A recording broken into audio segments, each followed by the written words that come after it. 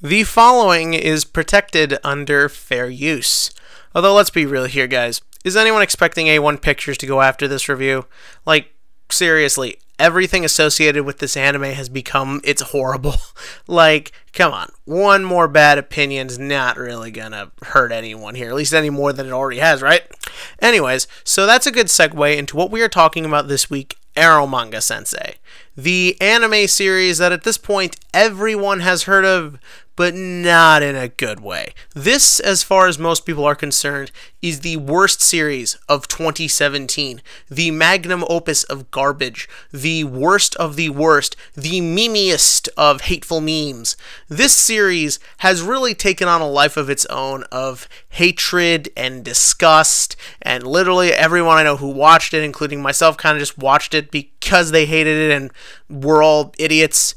But I'm here to tell you today, it does not deserve the crown of worst. I mean, don't get me wrong, it's bad. It's a complete mess, and somewhere on the worst of the year list. But it's not the worst. In my opinion, there have been several worse shows this year, but because this series got so much mainstream appeal for its hatred, I really feel that it's taken the sort of luster of worst away from shows that are more deserving, such as Fuka, or Knights and Magic, or Fuka, or King's Game, or Fuka. Basically, if you can't get the hit, I really hate Fuka. But that's another subject.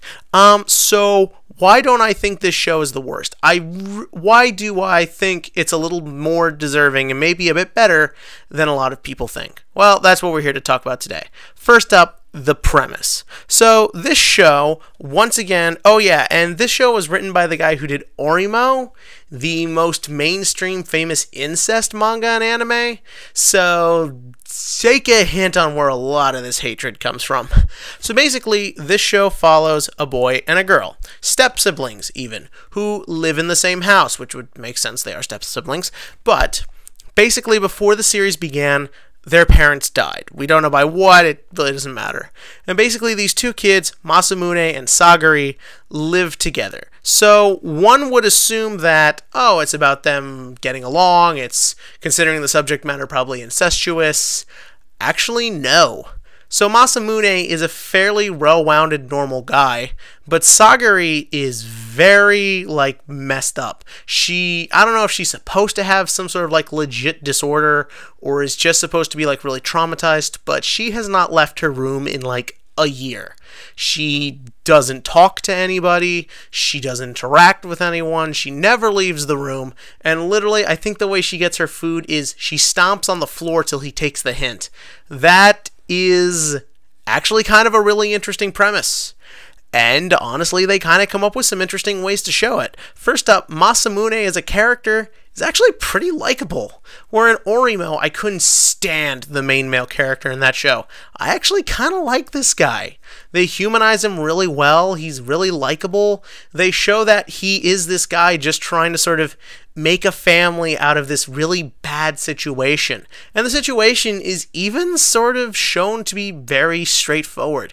It makes it feel like this is just an unfortunate path life took for this guy, and now he's just trying to make do with somebody with a legitimate problem. I think that's a really relatable situation for a lot of people, having to deal with something like this, and I really liked that and felt the strongest things in this show was him just trying to deal and him just trying to make something, and I liked that. And while we're on the subject of positives, there's a lot of humor in this show that really works.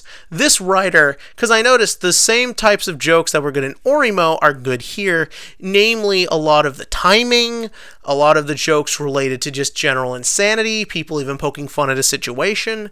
This show is funny, and I gotta admit, I laughed every episode at least once.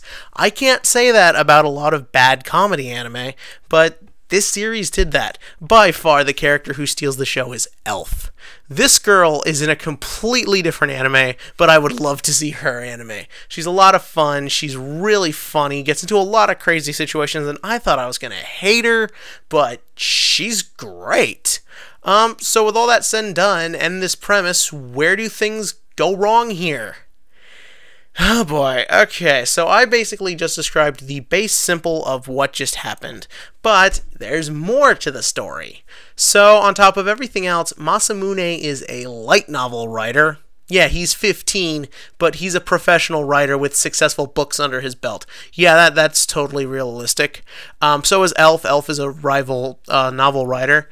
There's, of course, a harem, and Elf's in love with him, and there's a bunch of crazy one-off situations, and then there's characters who show up sort of relating to Sagari. There's all these subplots about writer's block and creativity and all these things, and oh god, it is not integrated well.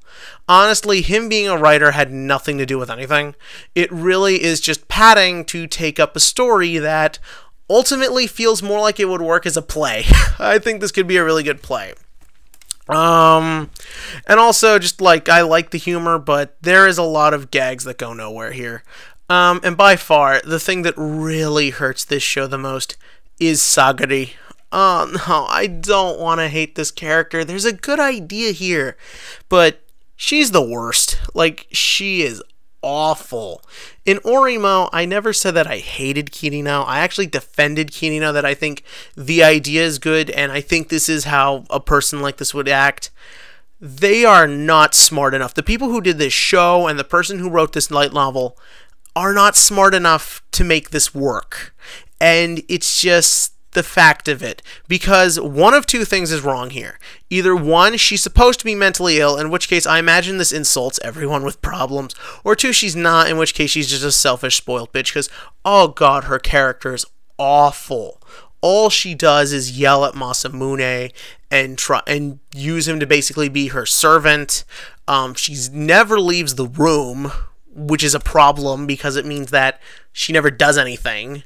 Oh, and oh yeah, she's a weird pervert who, she's like his illustrator for some reason, and yeah, that feels like a really forced situation. Basically, yeah, she likes to draw pervy stuff, which the show thinks gives her a personality, but ultimately she's just a bland, one-dimensional, unpleasant character. She's really not likable, she's really not fun. She's just kind of mean, and the show doesn't even seem to want to be around her much.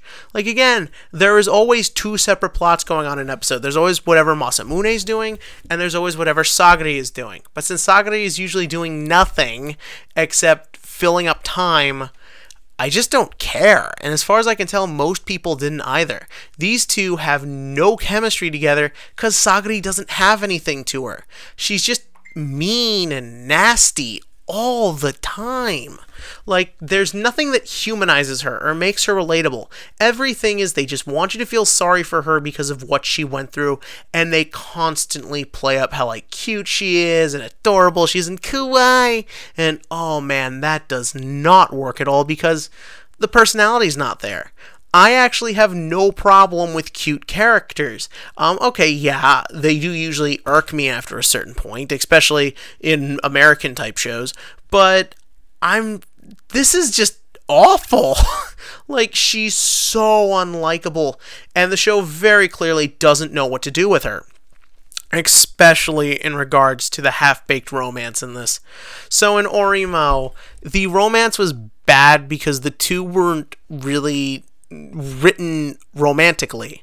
They had no romantic chemistry because they didn't do anything romantic, and you never felt as if they were attracted to each other apart from physical. This show sort of has that problem as well, but above all else, I don't get why Masamune would be attracted to her, and I don't think anyone else seems to know either. It really just feels like it's there because it's by the person who did Orimo. They don't have romantic chemistry, but unlike in Orimo, they are much more heavy-handed with it here. Because at least in Orimo, normal situations would happen, and then there'd just be like weird scenes where he grabs her boobs or something. Here, they do this really annoying thing where one of them will say, "Oh, I'm in love with somebody," and everybody wonders who. Figure it out. But again, it's just that they don't have scenes together that make you feel happy, I guess, is what I'm trying to say. The thing is that In a romance, you should want the couple to get together. You should want them to be happy with each other. You should want them to have this relationship, but that's not here. The thing is that I just want Masamune to get out into the real world and make friends. I feel like as a family drama, there's a good idea here. But when you just throw in all these other elements, it really takes away from it. And that brings me to why I really think Ero Manga Sensei is bad. It's not because the idea is bad. It's not because any of the stuff in it is bad. Even the show looks good. I mean, it's standard A1 Pictures animation, but standard A1 Pictures animation looks good for this style of show. I think above all else, the person who wrote this, I'm not bothering to look up his name. I don't give a shit. I really think, because if I'm correct, he did Orimo, then he did this. In the same way, I think he introduced the incest element to Orimo as a gimmick to probably increase a generic romance anime. I think he felt like, well, they liked it here, so I gotta put it in my new thing. That's really what it feels like, is everything is just a checklist in here. Why does he have a harem? Well, because it's popular. Why are there ecchi elements? Because it's popular. Why is there incest? Because that was the gimmick that sold my last manga. And on the subject of selling manga, I honestly think the only reason he's a light novel writer in this, and there's the writing element at all, because it really doesn't fit anything, I think the only reason it's here is because the writer was drawing inspiration from his own life, which is not a bad thing, but you need to know how to do it. Like, the thing is that if there's one or two published 15-year-old writers, it's fine, but this show treats it so goofy and so over the top, I don't believe it. And it's a problem, because it takes up so much time. And I really do feel as if this was a good idea at the start, but the writer either didn't have confidence he could do anything with it, or just wasn't smart enough, so he just added all these generic tropes and all these story arcs that go nowhere, and it really made a bad anime. This is definitely a bad series, there's no denying that. But is it the worst? I don't think so. I think there was good here, and there were good ideas, and I think that's the most frustrating part, especially when all the marketing in this show was trying to make Sagari look like this really cute, likable character, and she's just not.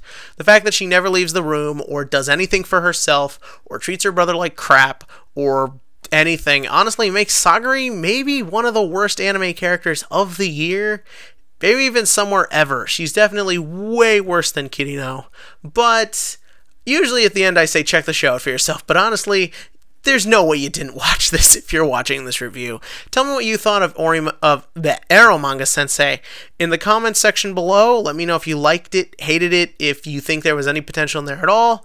And as always, click to like, click to subscribe, and next anime review will hopefully about something a little bit more positive.